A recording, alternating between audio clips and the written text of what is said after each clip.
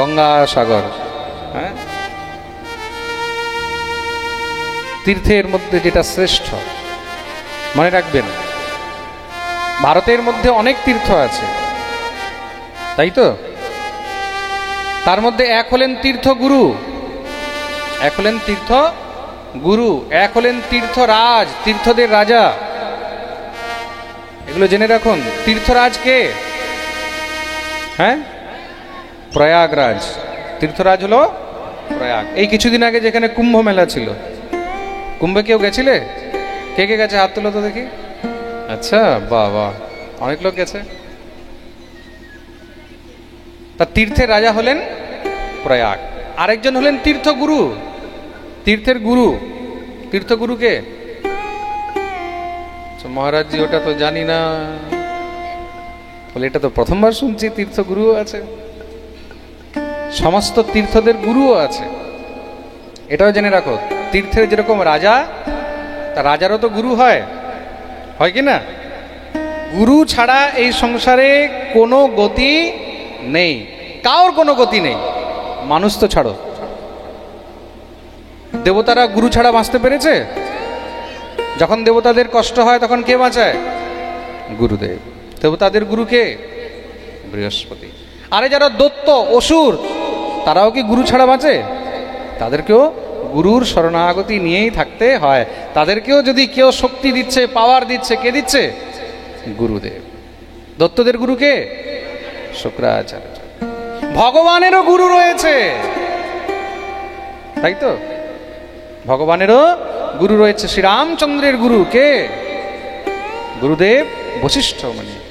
ভগবান শ্রীকৃষ্ণেরও গুরু রয়েছে। ভগবান শ্রীকৃষ্ণচন্দ্রের গুরুদেব কে?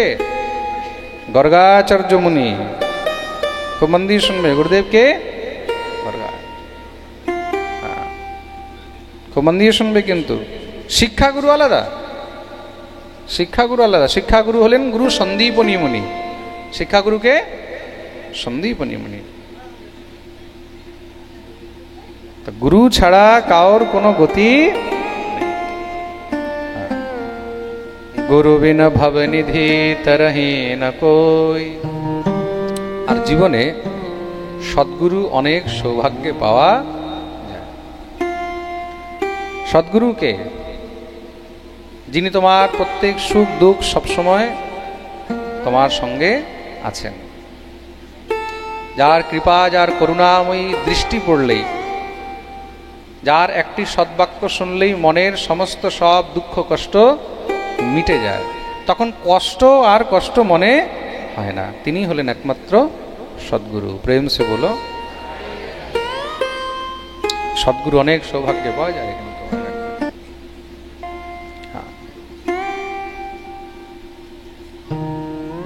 তদ্রূপ তীর্থদেরও গুরু আছে।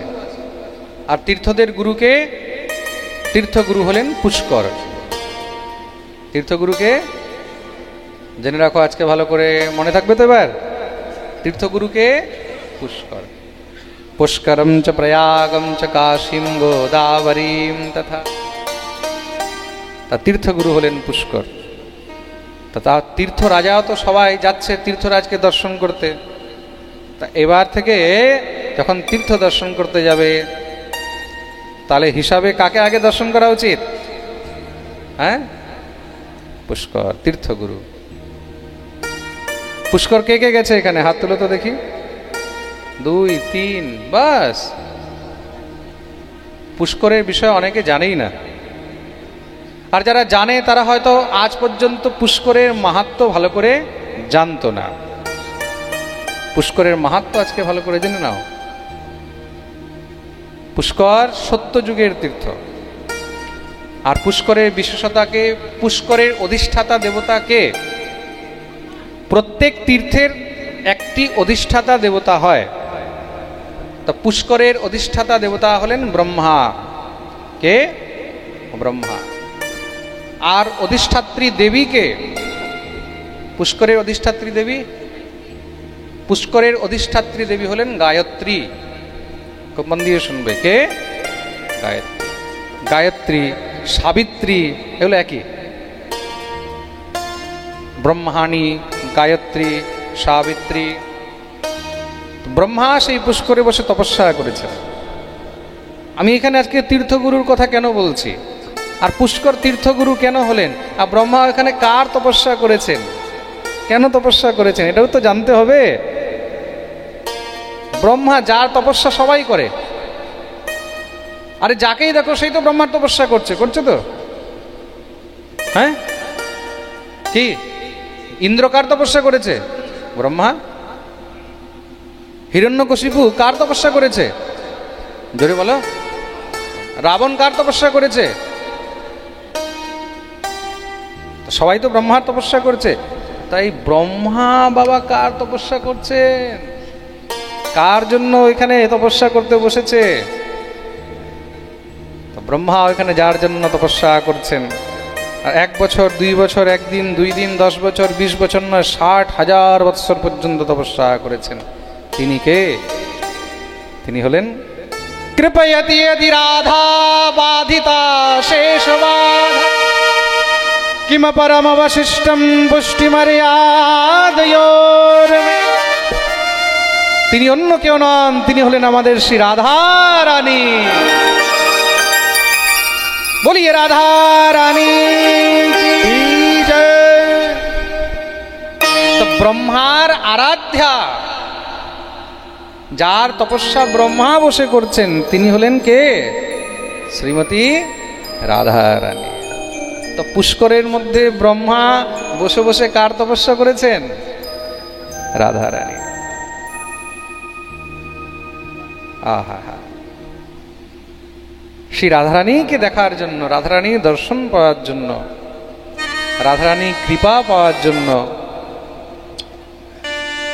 জগৎপিতা প্রজাপতি ব্রহ্মা তিনি সেখানে শ্রী রাধারানীর তপস্যা করেছেন। শ্রী রাধা কৃপাতেই কিন্তু এই পুষ্কর তীর্থ গুরু হতে পারল। রাজা হওয়া সহজ, কিন্তু গুরু হওয়া সহজ নয়। প্রেম সে বলো, জোর সে বলো, আরো জোরে, সবাই দুনো হাত তুলে, যারা লাইভ দেখছে সবাই দুনো হাত তুলে জয় জয় শ্রী রাধে। আজকে এই পাঠ দূর দূর দেশ বিদেশ থেকে সবাই কিন্তু লাইভ শ্রবণ করছে। আর শুধু তাই নয়, আমাদের এখানেও তো কত দূর দূর থেকে এসেছে। যেরকম গঙ্গোত্রী থেকে গঙ্গা এসে সাগরে মিলিত হয়েছে, সেরকম আমাদের এখানে, আমি আজকে জিজ্ঞাসা করছিলাম কোথা কোথা থেকে লোক এসেছে, তো এত নাম বলেছে আমার নামই মনে নেই, এত দূর দূর থেকে ভক্তরা এসেছে। তা আমাকে লিস্ট লিখে দিয়েছে, বাবা এই জায়গা থেকে এসেছেন, পাথর প্রতিমা থেকে, পাথর প্রতিমা থেকে এসছে না? কে কে হাত তুলে দেখি। ওরে বাপরে, এত! বজবজ থেকে, বজবজ থেকে কারা এসছে? বজবজ কাছে নাকি? অনেক দূর। জয়নগর থেকে, ওরে বাবা, একবার এদের জন্য জোরদার তালি। এত দূর থেকে। ডায়মন্ড হারবার থেকে, ডায়মন্ড, আরে অনেক ভক্ত ডায়মন্ড হারবার থেকে, বাবা। নামখানা থেকে, নামখানা, নামখানা তো বোধহয় আমরা দেখলাম বাবা স্টেশন, আমি পড়ছিলাম কাকদ্বীপের বোধহয় একটু আগে নামখানা, না লাস্ট একদম নামখানা। নামখানা থেকে এত ভক্তরা। নন্দকুমার, মেদিনীপুর নন্দকুমার থেকে। আর এটা কি মৌসুনী আইল্যান্ড? ওরে বাবা, মৌসুনী আইল্যান্ড থেকে কে কে আছে? এনাদের জন্য জোরদার তালি। মৌসুনী আইল্যান্ড, অনেক দূর আইল্যান্ড, বাবা। আর এটা কি লিখেছো? বারুইপুর, বারুইপুর, বাবা, বারুইপুর থেকে। কলকাতা থেকে, ওই যে কলকাতা থেকে এত দূর দূর থেকে ভক্তরা এসেছে। মনে হচ্ছে বোধহয় সত্যি আজকে এখানে গঙ্গাসাগরের সম্পূর্ণ বাংলার মিলন হয়ে গেছে।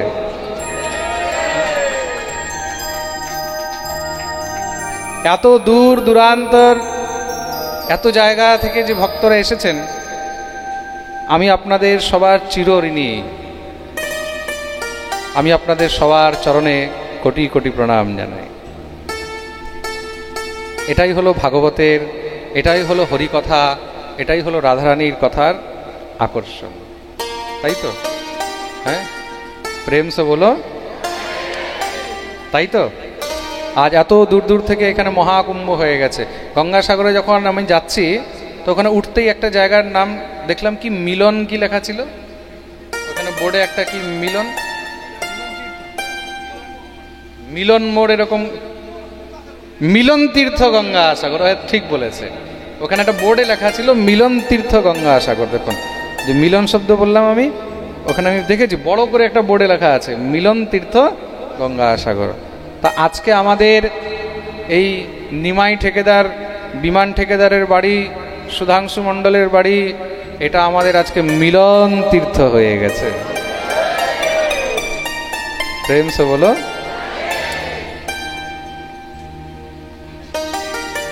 পুণ্যভূমি গঙ্গাসাগর। হ্যাঁ, তা তীর্থগুরু হলো পুষ্কর। তীর্থগুরুকে পুষ্কর। দেবর্ষি নারদ যখন তীর্থ দর্শন করতে গেছেন, খুব মন দিয়ে শুনবে কিন্তু এই জিনিসটা, দেবর্ষি নারদ যখন তীর্থ দর্শন করতে গেছেন তো সর্বপ্রথম কোথায় গেছেন? পুষ্করম চ প্রয়াগম চ। প্রয়াগম চ পুষ্করম চ নয়, আগে রাজার কাছে যায়নি। প্রয়াগ তো হলো তীর্থরাজ। সিরিয়াল বাই লিস্টিং একদম ভালো করে মনে করুন, শ্লোকটা দেখতে হবে। পুষ্করম চ প্রয়াগম চ, প্রথম গেছেন কোথায়? পুষ্কর। আগে গুরুদেবের দর্শন, তীর্থগুরু কোথায় গেছেন? তীর্থগুরুর কাছে, পুষ্করম। তারপরে কিন্তু কাশী যায়নি, তারপরে হরিদ্বার যায়নি, তারপরে অযোধ্যা যায়নি, তারপরে গোকর্ণ তীর্থ যায়নি। খুব মন দিয়ে শুনবে কিন্তু। তারপরে রামেশ্বরম যায়নি, তারপরে দ্বারকা যায়নি। পুষ্করের পরে কোথায় গেছেন? প্রয়াগ। কোথায় গেছেন? তা আগে তীর্থগুরু, তারপরে তীর্থরাজ। আগে গুরুর কাছে, তারপরে রাজার কাছে। পুষ্করম চ প্রয়াগম চ কাশীম গোদাবরীম তথা, তারপরে গেছেন কাশী। তারপরে কোথায় গেছেন? কাশী। তা তীর্থযাত্রা করতে হলে পুষ্কর অবশ্যই দর্শন করা উচিত। তা এক হলো তীর্থগুরু, এক হলো তীর্থরাজ, আর এটা হলো তীর্থের মিলন। এটা হলো তীর্থের মিলন। আমরা তীর্থের মিলন স্থলে, মিলন তীর্থে আছি। মিলন, সব তীর্থ এসে যেখানে একদম শেষ হয়ে যাচ্ছে, তার মানে এটার পরে আর কিছু নেই। সব তীর্থ বারবার গঙ্গাসাগর একবার, এই কথা কেন বলা হয় জানো কেউ? হ্যাঁ, গঙ্গাসাগর যেতে কত, বেশি থেকে বেশি 20-25 মিনিট লাগে, তাই তো? আমি বললাম আধা ঘন্টা লাগে এখান থেকে, কাকদ্বীপ থেকে। আমি তো কালকে যখন গেছি গঙ্গাসাগর, ওই যে ভেসেল হয় না, আমি নিজেই ভেসেল চালিয়ে নিয়ে গেছি।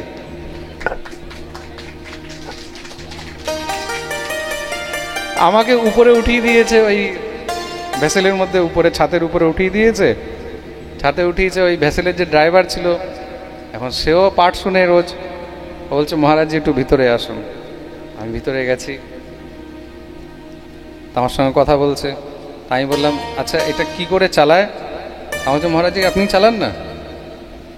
আমি বলছি আমি তো জানি না কি করে চালায়। বলে আপনি চালান না?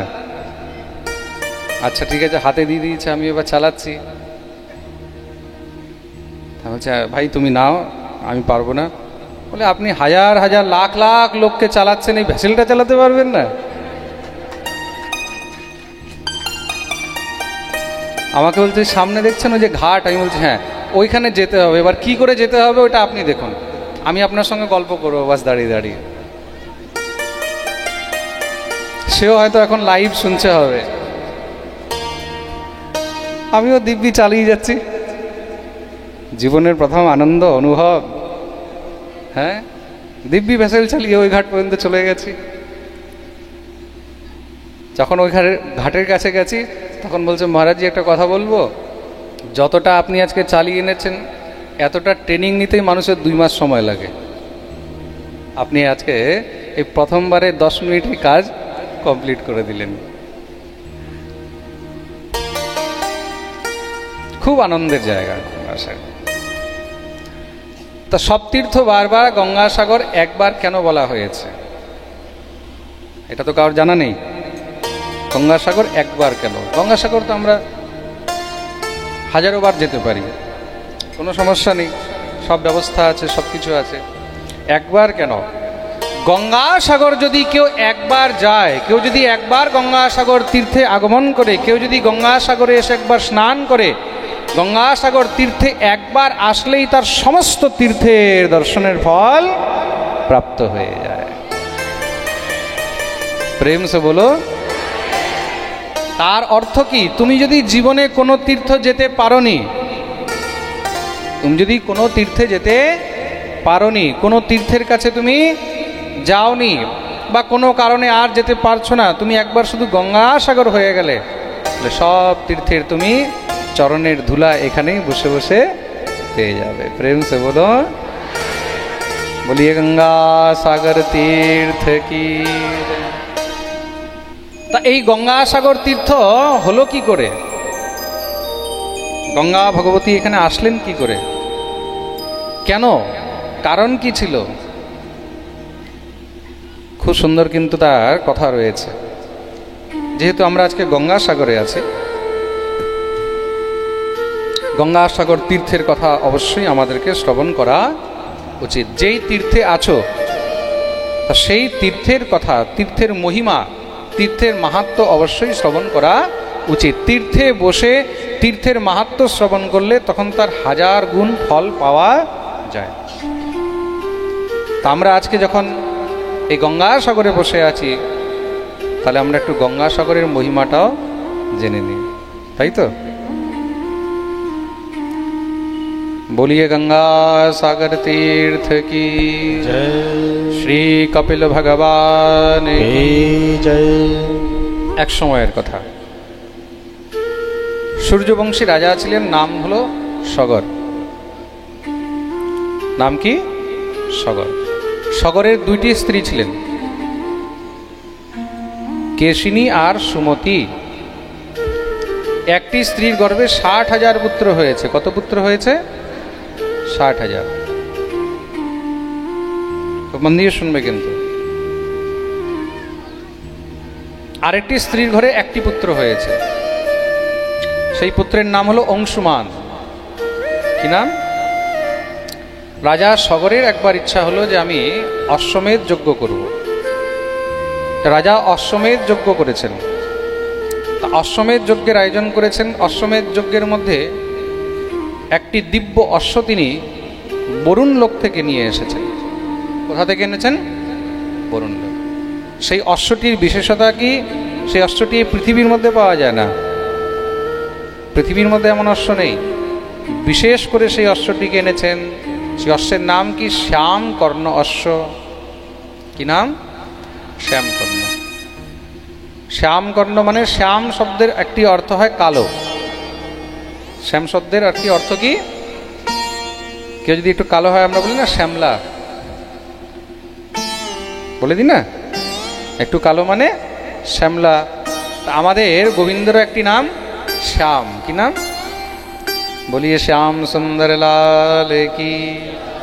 বৃন্দাবনে আমাদের যে মন্দির আছে, আমাদের ঠাকুরের নাম হলো রাধা শ্যাম সুন্দর। এখানে অনেকজন বৃন্দাবনে যখন গেছে বা যায়, তখন আমাদের মন্দিরেও যায়, ওখানেও দর্শন করে এসে। কে কে গেছে আমাদের মন্দিরে? একটু হাত তুলো তো দেখি। ওরে বাবা, অনেক ভক্তরা গেছে। আচ্ছা, আমাদের ঠাকুরকে দর্শন করবে না? শ্যাম সুন্দর তো একদম শ্যাম সুন্দরী বটে। হ্যাঁ, অনেক জাগ্রত ঠাকুর একদম। তো ভগবানের একটি নাম শ্যাম। তা শ্যাম কর্ণ মানে, কর্ণ মানে কান। তো সেই ঘোড়াটির কান হলো কালো। কান কি? কালো। পুরোটা শরীর হলো সাদা রঙের, একদম শ্বেতবর্ণ, ধবধবে সাদা, আর কানটা হলো কালো। সেই দিব্য অশ্ব নিয়ে অশ্বমেধ যজ্ঞ আরম্ভ করেছেন। আর কেউ যদি 100টি অশ্বমেধ যজ্ঞ করে তাহলে সে ইন্দ্রের তুল্য হয়ে যায়। কার তুল্য হয়ে যায়? ইন্দ্রের তো চিন্তা হয়ে গেছে, বলে সগর তো যজ্ঞের উপরে যজ্ঞ করে যাচ্ছে, তাহলে তো আমার সিট ডিসব্যালেন্স হয়ে যাবে। এই সংসারে নিজের গদ্দি কেউ ছাড়তে চায় না, নিজের সিট কেউ ছাড়তে চায় না। তার জন্য যত মহারাজ ছল বল কৌশল যত কিছু মহারাজ করা যায়, মানুষ সব কিছু করে তো। সে আদি যুগে হতো আর আজও হয়। প্রেম সে বলো। এই সংসারে কেউ নিজের চেয়ার, কেউ নিজের সিংহাসন ছাড়তে চায় না। তার জন্য যদি তাকে কারোর প্রাণও নিতে হয়, তবুও কিন্তু অনাচারীরা তাতেও সংকোচ করে না। করে কি? কখনো করে না। তা দেবরাজ ইন্দ্র কি করেছেন? দেবরাজ ইন্দ্র সেই অশ্বমেধ যজ্ঞের অশ্বটাকে হরণ করে নিয়ে চলে গেছে, চুরি করে নিয়েছে। অশ্বমেধ যজ্ঞের নিয়ম হলো, সেই যজ্ঞের মধ্যে যেই অশ্বটিকে ছাড়া হবে, সেই অশ্বটি যতটা ভূমি চারণ করে আসবে, যতটা ভূমি পর্যন্ত সে ঘুরে আসবে, সেই সমস্ত ভূমির উপরে একমাত্র সেই রাজার অধিকার। আর যদি কার সামর্থ্য হয় তাহলে সে অশ্বটাকে ধরবে, ধরে বন্দি বানিয়ে নেবে। আর বন্দি বানানো মানেই তার সঙ্গে যুদ্ধ হবে। কেউ যদি মনে করে যে আমার রাজ্য আমি অমুকের অধীন কখনো হতে দেব না, তাহলে সে অশ্বটাকে ধরবে, বেঁধে নেবে, বলে আসল বেটা কে আসছে। ভগবান শ্রী রামচন্দ্র অশ্বমেধ যজ্ঞ করেছিলেন। ভগবান শ্রী রামচন্দ্রের অশ্ব কেউ ধরতে পারেনি, ছোট ছোট দুটি বাচ্চা ধরে নিয়েছে। কে? লব আর কুশ। আমরাও তো দেখি কে আছে এই সংসারের মধ্যে এত বড় রাজা। ঘোড়ার মাথার উপরে তাম্রপত্রে লেখা রয়েছে, কি লেখা রয়েছে? রঘুকুল নন্দন সূর্যবংশ শিরোমণি, দশরথ নন্দন শ্রীরামচন্দ্রের এটি অশ্বমেধ যজ্ঞের অশ্ব। কেউ ভুল করিয়াও এই অশ্বকে ধরিবেন না। আর যদি কেউ এই অশ্ব ধরে তাহলে সে যুদ্ধের জন্য প্রস্তুত থাকবেন। আচ্ছা, আমরাও তো দেখি কে এই রামচন্দ্র, কোন রঘুকুল ভূষণ, কোন দশরথ নন্দন, দেখি যে হবে দেখা যাবে, ধরে নিয়েছে। ইতিহাস সবকিছু বর্ণন করছে। তাই এখানে ইন্দ্র কি করেছে? ইন্দ্র অশ্বকে ধরেনি, অশ্বকে চুরি করেছে। ধরা আলাদা আর চুরি করা আলাদা। চুরি করে নিয়েছে, চুরি করেছে। অশ্ব আর পাওয়া যাচ্ছে না, কোথায় অশ্ব, কোথায় অশ্ব, কোথায় অশ্ব। সগর মহারাজ কি করেছেন? নিজে 60,000 পুত্রকে পাঠিয়েছেন, আর 60কে 60,000 সব বলবান, এক থেকে এক। পুরো পৃথিবীর একদম কোনা কোনা সব মহারাজ খুঁজে ফেলেছে, কোথাও অশ্ব খুঁজে পায়। ভাবলো গেল কোথায় অশ্ব। চলো স্বর্গলোকে দেখি। স্বর্গলোকে যখন গেছে দেবরাজ ইন্দ্র দেখলেন, রে বাপরে, এখানে আসলে তো তাহলে এখন সমস্যা হয়ে যাবে, এখানে তো পাবে অশ্ব। তাড়াতাড়ি করে অশ্বটাকে নিয়ে মহারাজ একদম সাধুর বেশ ধারণ করে, এক ঋষির বেশ ধারণ করে অশ্বটাকে নিয়ে পালিয়েছে। পৃথিবী লোকে এসে উপস্থিত। যখনই সগরের পুত্রগণ সেই অশ্বকে দেখলেন, তার পিছনে তারা সব এবার ধাওয়া দিয়েছে। সেই সাধু বেশধারী, ঋষি বেশধারী ইন্দ্র যখন দেখছে যে এদের থেকে কি করে বাঁচব, সে দৌড়াতে দৌড়াতে মহারাজ চলে এসেছেন কোথায়? সাগরে। কোথায় এসেছেন? সাগর। আর এই সাগরের মধ্যে,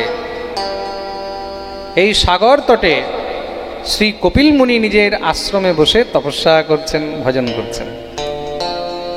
আজও আপনারা যখন গঙ্গাসাগর যাবেন, সাগরের মধ্যে সেখানে কপিল মুনির মন্দির আছে, তো কপিল ভগবান বসে আছেন। আর বসে আছেন কিভাবে? তপস্যা মুদ্রায় বসে আছেন। বলিয়ে কপিল ভগবান কি। তো কপিল মুনির আশ্রমে এসে সেই অশ্বটিকে এখানে চুপচাপ বেঁধে দিয়ে ইন্দ্র পালিয়ে গেছে। 60,000 পুত্র যখন এসে উপস্থিত, আর এসে যখন সেই আশ্রমের মধ্যে সেই অশ্বটিকে বাঁধা দেখলো, যে সাধু এখান থেকে অশ্বটাকে নিয়ে দৌড়ে এসেছে, এখানে বসে এখন তপস্যা করছে, আচ্ছা ভজন করছে, ঢং করছে আমাদেরকে থেকে, ভাবছে যে আমরা ছেড়ে দেব, মারো এই দুষ্টকে, এই চোরকে। অজস্র মহারাজ কুভাষা দিয়ে যখন অনেক কিছু বললেন, কিন্তু কপিল মুনি তো ধ্যানে মগ্ন আছে, তিনি কোনো প্রতি উত্তরও দেননি, তিনি এসব নিয়ে কোনো মাথামাতি নেই। কেন, আমি তো ভজন করছি, কেই বা আমাকে কি বলবে? আর একান্ত জায়গা, সাগর, তখন তো এখানে ভিড় ছিল না, তখন তো আর এখানে লোকজন ছিল না, এটা তখন জঙ্গল, অরণ্য। তখন তারা কি করলেন? কপিল মুনিকে আঘাত করতে লাগলেন, হাতে যা পেয়েছে মহারাজ, পাথর ইত্যাদি সব ছুঁড়ে মারতে লাগলেন। যখনই কপিল মুনির গায়ে আঘাত লেগেছে, সঙ্গে সঙ্গে কপিল মুনি ক্রুদ্ধ হয়ে তাকালেন। আর সেই যে তাকিয়েছেন, সেই ক্রোধের দৃষ্টিতে যখন তিনি তাকিয়েছেন, সেই দৃষ্টিপাত হতে 60,000 পুত্র সব সেখানে একদম জ্বলে ভস্ম হয়ে গেলেন, ছাই। দেখুন, জীবনে বৈষ্ণব অপরাধ, সাধু অপরাধ, ঋষি অপরাধ, এটা কিন্তু জীব সাধারণ মানুষকে জ্বালিয়ে ছাই করে দেবে। তার জন্য কখনো ভুলেও কোনো সাধু, কোনো ভজনশীল, কোনো বৈষ্ণব তাদের অপমান করতে নেই। শুধু দৃষ্টি মাত্রেই মহারাজ জ্বলে ছাই হয়ে গেল। সে ছাই কি ছাই, পুরো ছায়ের একদম পাহাড় হয়ে গেছে। এদিকে 60,000 পুত্র আর ফিরে আসেনি। চিন্তিত হয়ে গেলেন মহারাজ সগর। নিজের পুত্র অংশুমানকে পাঠালেন, তোমার ভাইরা কোথায় গেছে, খুঁজে নিয়ে আসো। অংশুমান তখন খুঁজতে বেরিয়েছেন। খুঁজতে খুঁজতে খুঁজতে খুঁজতে খুঁজতে খুঁজতে তারা যখন আর কোথাও পায়নি, এই সাগরে এসে উপস্থিত হলেন। সাগরে এসে যখন উপস্থিত হয়েছেন, এখানে তো দেখছো রে বাপরে, অস্থির ঢের লেগা রয়েছে। সেই মৃত ভাইদের আত্মাগুলো সব ছটপট করছে। তারা তখন অংশুমানকে বললেন, ভাই, আমরা সব এখানে অকাল মৃত্যু প্রাপ্ত করেছি। এটা তো হলো অকাল মৃত্যু, অসময়ে মৃত্যু। মৃত্যুর তো কোনো সময় ছিল না। তো মন দিয়ে শুনবে, অকাল মৃত্যু কাকে বলে? যার এখনো মৃত্যুর সময় হয়নি। প্রেম সে বলো। তাহলে এখন মৃত্যুর সময়টা কি? অনেকে জিজ্ঞাসা করতে পারে, বলে মহারাজজি মৃত্যুর সময়টা কি? আমরা কি করে বুঝবো যে মৃত্যুর সময়টা কখন? মৃত্যু তো যে কোনো সময় হতে পারে, তাহলে অকাল মৃত্যু কি করে বলা যাবে? আর কোনটাকে বলা হবে? যেহেতু বলা রয়েছে যে জন্ম মৃত্যু সব আগে থেকে নির্ধারিত রয়েছে, শাস্ত্র তাই তো বলছে। যখন জন্ম হয় তখন তার মৃত্যুও নির্ধারিত হয়। তাহলে অকাল মৃত্যু কোনটা? শাস্ত্র অনুসারে মৃত্যুর সময় বলা হয়েছে। মৃত্যু কখন হয়? জায়তে অস্থি বর্ধতে, জন্ম হলো, জন্ম পরে তারপরে এবার আস্তে আস্তে বড় হচ্ছে, বর্ধতে, আস্তে আস্তে বড় হচ্ছে, বড় হতে হতে তারপরে এবার বৃদ্ধ হচ্ছে। কি হচ্ছে? বৃদ্ধ। আর যখন যে বৃদ্ধ হয়, বৃদ্ধাবস্থার পরে জরাগ্রস্ত যখন হয়, তখন সে মৃত্যুকে প্রাপ্ত করে। তা মৃত্যুর ঠিক সময় কখন? বৃদ্ধা অবস্থার পরে। ঠিক সময় কখন? বৃদ্ধ অবস্থার পরে। তা বৃদ্ধ অবস্থা কখন শুরু হয়? খুব মন দিয়ে শুনবে কিন্তু। বৃদ্ধ অবস্থা কখন শুরু হয়? আমাদের যখন 60 বর্ষ পূর্ণ হয়। কত বছর? 60। 60 বৎসর যখন পূর্ণ হলো,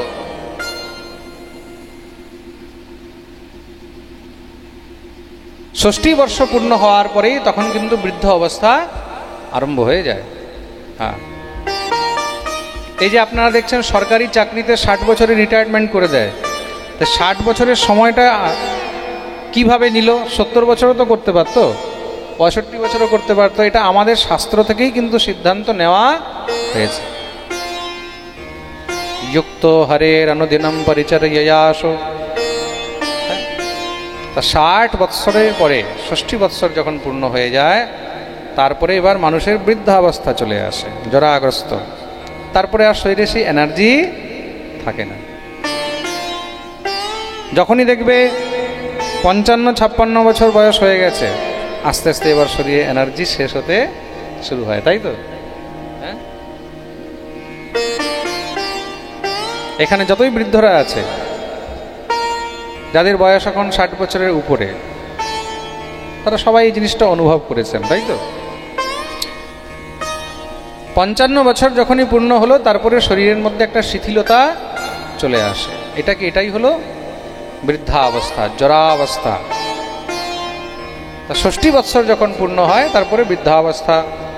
এই বৃদ্ধাবস্থা যখন যে প্রাপ্ত করে, তারপরে যদি কারোর মৃত্যু হয়, সেটা অকাল মৃত্যু নয়। সেটা কিন্তু অকাল মৃত্যু নয়। যে 60 পূর্তির পরে দেহত্যাগ করেছে, সেটা অকাল মৃত্যু নয়। তাহলে বলে তার পূর্বে যদি কার মৃত্যু হচ্ছে, সেটা হলো অকাল মৃত্যু। সেটাকে কি বলা হয়েছে? অকাল মৃত্যু। প্রেম সে বলো, মানে এখনো তার সময় হয়নি।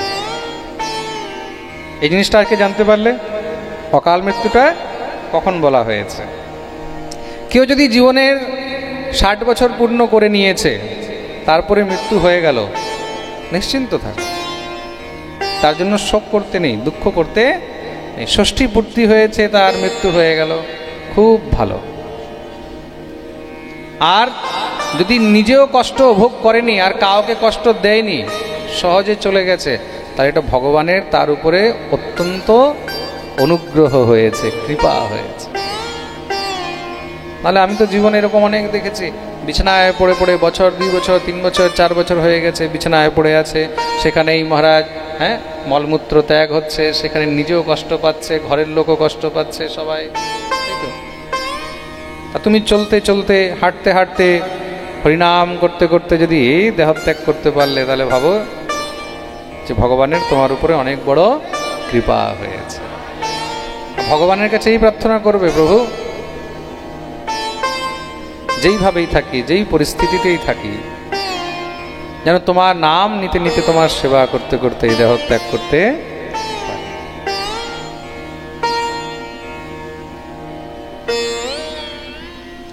তা অকাল মৃত্যু, অকাল মৃত্যু হলে কিন্তু অনেক সময় জীবের উদ্ধার হয় না।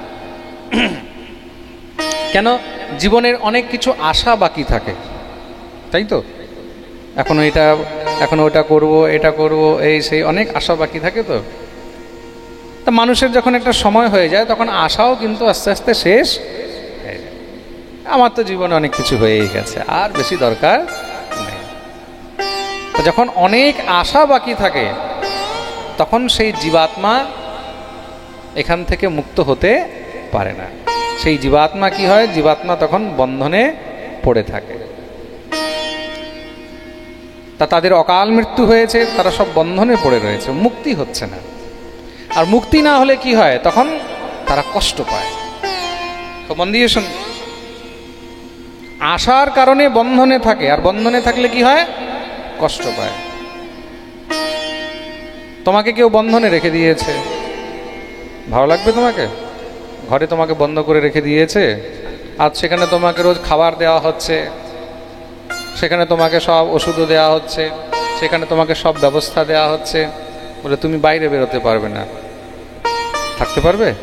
মন লাগবে, মন ছটপট ছটপট করবে, বন্ধন। তদ্রূপ জীবাত্মা কি? আত্মা দেহ থেকে মুক্ত হয়েছে, দেহ থেকে বেরিয়েছে আত্মা, এখন তাকে মুক্ত হয়ে যাওয়া উচিত। তো মুক্ত হলে কি হবে? তখন সে পরমধাম গমন করবে। কিন্তু যখন সে পরমধাম যেতে পারছে না, পরমধাম না যেতে পেরে এই ভূলোকের মধ্যেই, এখানেই সে আত্মা বন্ধনে রয়েছে, তখন সে কষ্ট পায়, ছটপট করে। তা সেই তার ভাইরা তখন অংশুমানকে বলছেন, ভ্রাতা তুমি আমাদের উদ্ধার করো। কি হয়েছে সমস্ত সব ঘটনা বললেন। ওহো, ঋষির চরণে পাপ হয়েছে, অপরাধ হয়ে গেছে, তাহলে উদ্ধারও একমাত্র তিনিই করতে পারবে। যার দৃষ্টি মাত্রেই 60কে 60,000 সব জ্বলে ছাই হয়ে গেল, তার মানে তিনি কেমন সামর্থ্যবান। অংশমান দৌড়ে কপিল মুনির কাছে গিয়ে উপস্থিত হলেন, চরণে পড়ে কাঁদতে লেগেছেন। সাধু তো হৃদয় দ্রবিত হয়ে গেল। কে তুমি, কি চাও? মহারাজ আপনি কৃপা করুন। আচ্ছা ঠিক আছে, কি হয়েছে কি বলো? মহারাজ আমার ভ্রাতাগণ, আমার ভাতৃগণ আপনার চরণে অপরাধ করেছিল, যার কারণে তারা দণ্ডিত হয়েছেন, তারা দণ্ড পেয়েছেন। আপনার দৃষ্টিমাত্র পড়তেই তারা জ্বলে ছাই হয়ে গেছে। হ্যাঁ হ্যাঁ ঠিক বলছে, আমার কোনো দোষ ছিল না, আমি সাধনায় লীন ছিলাম, তারা আমাকে আঘাত করেছে, আমার ক্রোধ উঠেছে, রাগ উঠেছে, আমি চাইনি তাদেরকে জ্বালাতে, কিন্তু আমার দৃষ্টি পড়তেই তারা সামনে দাঁড়িয়েছিল, জ্বলে ছাই হয়ে গেছে। মহাপুরুষগণ যদি কাউকে কষ্ট নাও দিতে চায়, তবুও কিন্তু কেউ যদি মহাপুরুষের কাছে অপরাধ করেছে, সে স্বতঃ দণ্ডের ভাগীদারি হবেই হবে, সে দণ্ডিত হবেই হবে। তাহলে প্রভু তাদের উদ্ধার কি করে হবে? আপনি কৃপা করুন, তাদের জন্য উদ্ধার হয়। কপিল মুনি বললেন, দেখো এখন উদ্ধারের শুধু একটি রাস্তা আছে। কি? বলে যদি সাক্ষাৎ ভগবতী গঙ্গার সঙ্গে এদের অস্থি স্পর্শ হয়। ভগবতী গঙ্গা হলেন পতিত পাবনী। গঙ্গাকে জোরে বলো, পতিত পাবনী। পতিত মানে একদম মহারাজ অধম থেকে অধম, মহাপাপী, হ্যাঁ, গিরা হুয়া, যার থেকে বড় পাপী আর কেউ নেই। সেই পতিতকেও যিনি পাবন করেন, সেই পতিতকেও যিনি উদ্ধার করেন, তার নাম হলো ভগবতী গঙ্গা। গঙ্গার যদি স্পর্শ হয়, এই অস্থির সঙ্গে গঙ্গার স্পর্শ হলে তখন গিয়ে নিশ্চয়ই তাদের উদ্ধার। অংশমান প্রণাম করে বেরোলেন, মা ভগবতী গঙ্গাকে আরাধনা করলেন। গঙ্গা আসেন। অংশমানের পুত্র হলেন দিলীপ। দিলীপও দীর্ঘদিন ভগবতী গঙ্গাকে আবাহন করেছেন, আসেননি। এক পিঁড়ি পেরিয়ে গেল, 2 পিঁড়ি পেরিয়ে গেল, 3য় পিঁড়ি এসেছে, নাম হলো ভগীরথ। নাম কি? ভগীরথ প্রতিজ্ঞা করলেন, রাজ কাজ এগুলো সব একদিকে, আমি আগে নিজের পিতৃপুরুষ উদ্ধার করব, কেন তারা কষ্ট পাচ্ছে। ভগীরথ একদম একনিষ্ঠভাবে একান্ত কামনা নিয়ে মা ভগবতীর আরাধনা আরম্ভ করলেন। শুধু তো ভগীরথ কি করেছেন? অনন্যভাবে মা ভগবতী গঙ্গার আরাধনা শুরু করেছেন। গঙ্গাকেও আসতে বাধ্য করে দিলেন। মা ভগবতী গঙ্গা প্রকট হলেন, বলিয়ে গঙ্গা মাইয়া কি জয়। বর চাও, হে মা, আমি চাই এই ভূমির মধ্যে, এই পৃথিবীর মধ্যে তুমি অবতরিত হও, আর আমি চাই তুমি কৃপা করে সাগরে মিলিত হয়ে আমার পূর্বপুরুষদের উদ্ধার করো। ভগবতী গঙ্গা বললেন, সে তো ঠিক আছে ভগীরথ, কিন্তু আমার বেগ কে ধারণ করবে? আমি যে সত্যলোক থেকে এখানে নিচে নামবো, আমার বেগ ধারণ করবে কে? নাহলে তো আমি পৃথিবীকে একদম ভেদ করে রসাতলে চলে যাব। দেবাদিদেব মহাদেব সঙ্গে সঙ্গে প্রকট হলেন, বলে আমি ধারণ করব। কিন্তু এই যে পাপীরা এসে আমার মধ্যে স্নান করবে, পাপীরা আমার জল আচমন করবে, গঙ্গায় স্নান করার দরকারও হয় না, গঙ্গার স্পর্শেই কিন্তু, মন দিয়ে শুনবে, গঙ্গার স্পর্শ করলেন, জল আচমন করলেন, তাতেই সমস্ত পাপ নাশ হয়ে যায়। গঙ্গার এই মহিমা, এই হলো গঙ্গার মহিমা। তা আমি তো পাপে একদম ভরে যাব, এই পাপ নিয়ে আমি কি করে থাকবো? ভগীরথ বললেন, মা চিন্তা করবেন না, আপনার এই পাপ আর আপনার মধ্যে থাকবে না। তাহলে বলে, যখন যখন এই গঙ্গার মধ্যে ভগবত ভক্ত সাধু বৈষ্ণব মহাপুরুষগণ স্নান করবেন, তখন তারা আপনার সমস্ত পাপ নিজের সঙ্গে নিয়ে চলে যাবেন।